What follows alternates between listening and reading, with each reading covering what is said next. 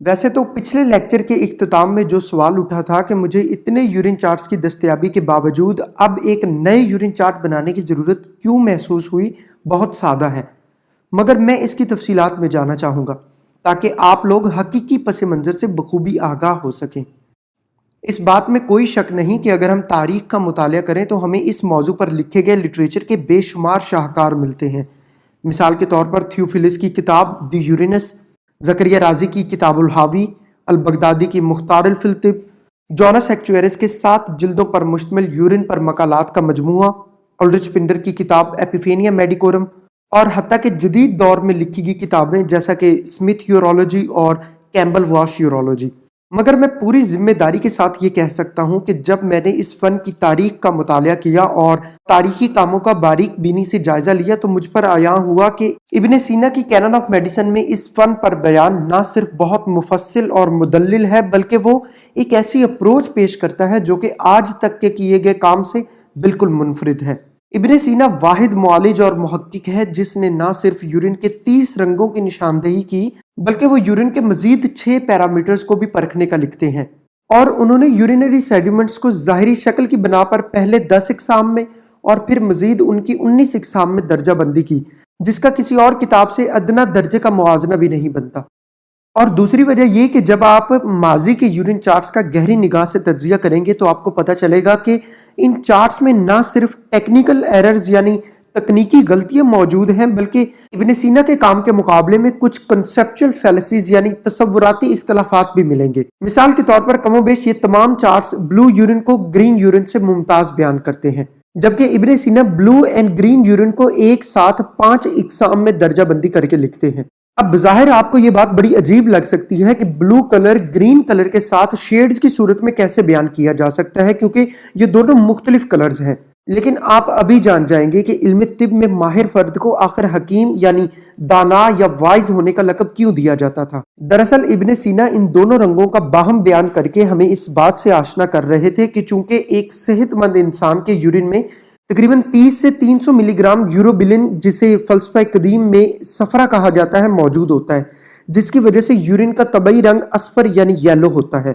मगर कुछ खारजी मुहर्रिकात जैसा कि सुडोमोनास की वजह से होने वाली इन्फेक्शन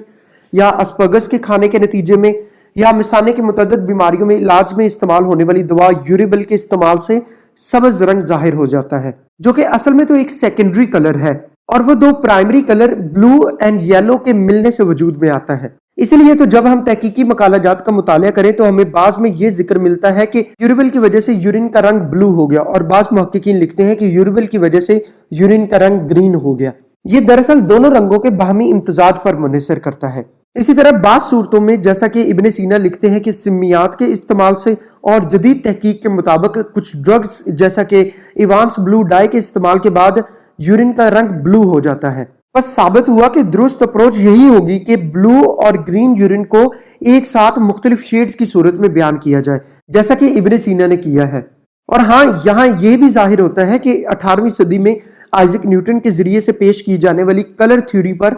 800 साल पहले इब्ने सीना भी खासा अबूर रखते थे, जिसका जिक्र उनकी किताब किताबुश्शिफा में भी मिलता है। एक और तजाद जो हमें इन यूरिन चार्ट्स में इब्ने सीना के काम के मुकाबले में दिखाई देता है वो ये कि इन चार्ट्स ने यूरिन के पर्पल रंग होने का इनकार किया है। हत्ता कि दुनिया का नंबर 1 हॉस्पिटल की जानिब से बनाए जाने वाले 21वीं सदी के सबसे जदीद यूरिन चार्ट्स पर तो उन्होंने बाकायदा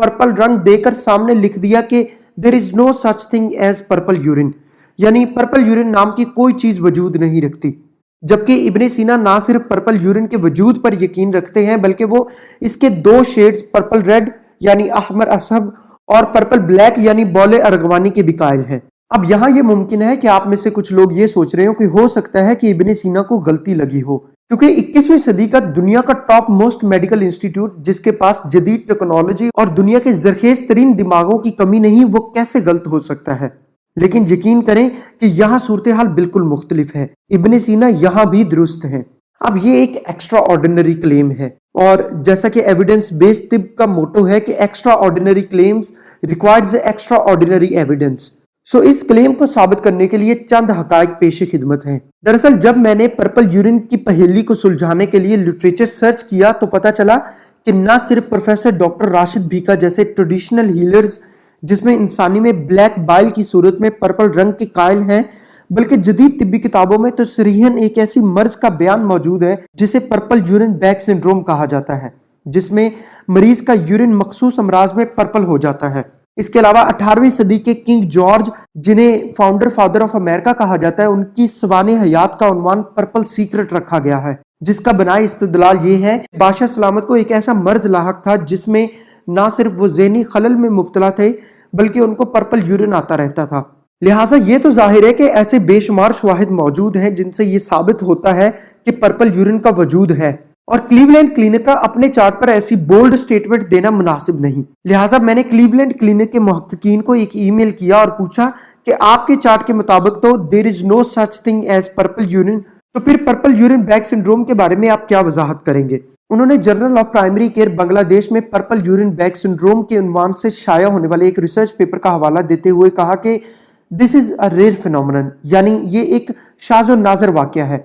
लेकिन जब मैंने उसी रिसर्च पेपर का बगौर मुतालिया किया तो उसी रिसर्च पेपर में ये बात भी लिखी थी कि जो लोग इस अलामत से नाशना होते हैं उनके लिए ये अलामत परेशान कुन हो सकती है, और ये भी लिखा था कि ये अलामत मोहलिक अमराज से भी मुंसलिक हो सकती है। लिहाजा इसका मतलब है कि ये अलामत कोई ऐसी अलामत नहीं कि इसको नजरअंदाज कर दिया जाए। इसलिए मैंने इस पर मजीद तहकीक करना शुरू की और इब्तदाई तौर पर उस वक्त नेशनल लाइब्रेरी ऑफ मेडिसिन पर जितने भी रिसर्च पेपर इस उन्वान से दस्तयाब थे उनका मुतालिया करना शुरू किया। मिसाल के तौर पर 2015 में purple urine bag syndrome time for awareness के उन्वान से शाया होने वाले रिसर्च पेपर में दर्ज था कि पर्पल यूरिन बैग सिंड्रोम की प्रिवलेंस यानी फैलाव अस्पताल में दाखिल मरीजों में 8.3% से 9.8%, जबकि तवील अरसे तक कैथेटर लगे मरीजों में 16.7% से 42.1% तक हो सकता है। एक और रिसर्च पेपर जिसका उन्वान था purple urine bag syndrome may not be benign में ये मेंशन था कि पर्पल यूरिन बैग सिंड्रोम की सूरत में बाज़ औक़ात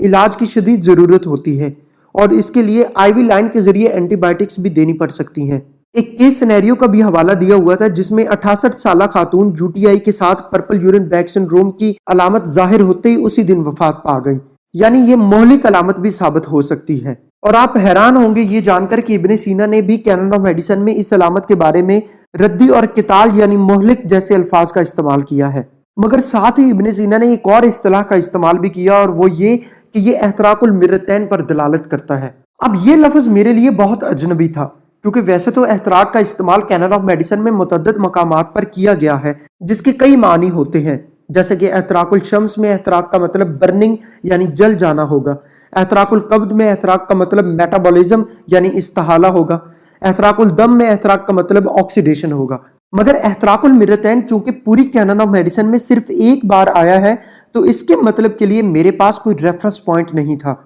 जबकि अगर हम कैनन ऑफ मेडिसिन के उर्दू तराजुम देखें तो उनमें लिखा है कि एहतराकुल मिर्रतैन का मतलब दोनों मिर्रा यानी सौदा और सफरा का एहतराक है, जबकि अगर अल मिर्रतैन का अरबी जुबान में इस्तेमाल देखें तो इसका मतलब यह भी हो सकता है कि कोई ऐसा अमल जो यके बाद दीगरे 2 बार हुआ हो, यानी मिर्रत बाद मिर्रत, जिसका मफहूम यह है कि एक मर्तबा के बाद दूसरी मर्तबा होना।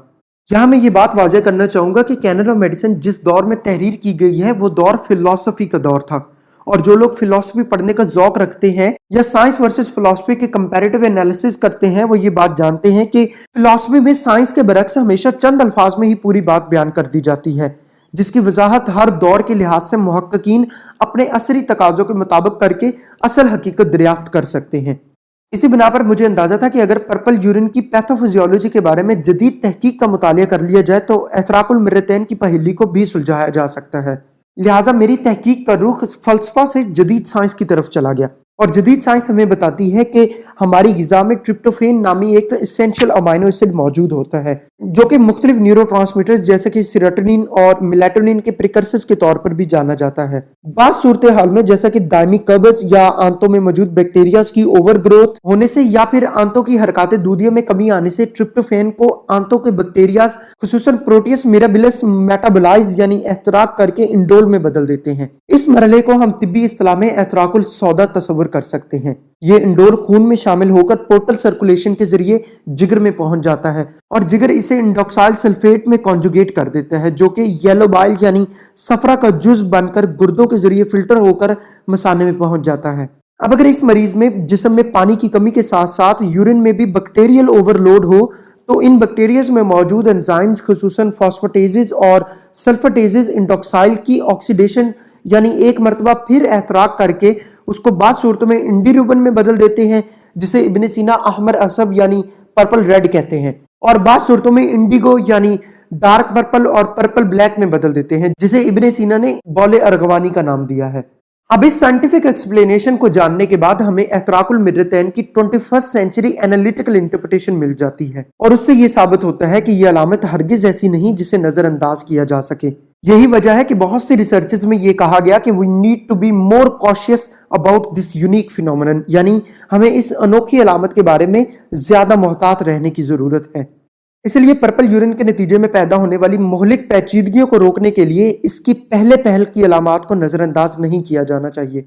जिस तरह इब्ने सीना ने यह लिखा कि यह रद्दी और किताल है, उसी तरह इंटरनेशनल जर्नल ऑफ नेफ्रोलॉजी में यह शाया किया गया कि बहुत से केसेस में यह देखा गया है कि पर्पल यूरिन बैग सिंड्रोम के बाद फॉरनर गैंग्रीन डेवलप हो जाता है, जो कि एक मोहलिक अलामत है। इन तमाम शवाहिद को जमा करके एक मुनज़्ज़म शक्ल देने के बाद मैंने जब दोबारा क्लीवलैंड क्लिनिक के रिसर्चर्स की टीम को भेजा तो उन्होंने जवाब दिया कि आपकी इंक्वायरी को मजीद कार्रवाई के लिए नुमाइंदगान को भेज दिया गया है। हम जितनी जल्दी मुमकिन हुआ आपसे दोबारा राब्ता करेंगे। 3 साल गुजर गए और मैं आज भी उनकी टीम के जवाब का मुंतजिर हूँ। मगर इस बीच में एक काम जो उन्होंने किया वो नहायत दिलचस्प है। उन्होंने अपनी ऑफिशियल वेबसाइट पर द कलर पर्पल के नाम से एक रिसर्च पेपर शाया किया, जिसमें उनके 3 डिपार्टमेंट्स जैसा कि department of internal medicine, department of neurology और डिपार्टमेंट ऑफ इन्फेक्शियस डिजीजेस ने मिलकर लिखा। इस रिसर्च पेपर में उन्होंने एक 58 साल बुजुर्ग के केस को प्रेजेंट किया जिसे एंड स्टेज रीनल डिजीज थी, और उसके यूरिन का रंग पर्पल के मुख्तलिफ शेड्स में जाहिर होता रहता था। जब मैंने ये रिसर्च पेपर पढ़ा तो जहां मुझे इस बात पर खुशी महसूस हुई कि आखिरकार दुनिया का नंबर 1 हॉस्पिटल ये तस्लीम कर रहा है कि 1000 साल पहले इब्ने सीना पर्पल यूरिन के बारे में दुरुस्त फरमा गए थे, वहीं मेरे जहन में एक और सवाल उठा, और वो ये कि हम तो ये कहते हैं कि कैनन ऑफ मेडिसिन 18वीं सदी तक दुनिया भर में ऑफिशियल मेडिकल कुरिकुलम का हिस्सा रही है, तो फिर आखिर ऐसा क्यों है कि इब्ने सीना के काम से लोग इस कदर आज भी नाआशना हैं, और बल्कि बात सूरतों में तो तजाद भी रखते हैं। इस सवाल के जवाब पर हम अगले लेक्चर में तफसीलन मुदल्लल गुफ्तगू करेंगे। अब तक के आपके वक्त का बहुत शुक्रिया। अल्लाह हाफिज।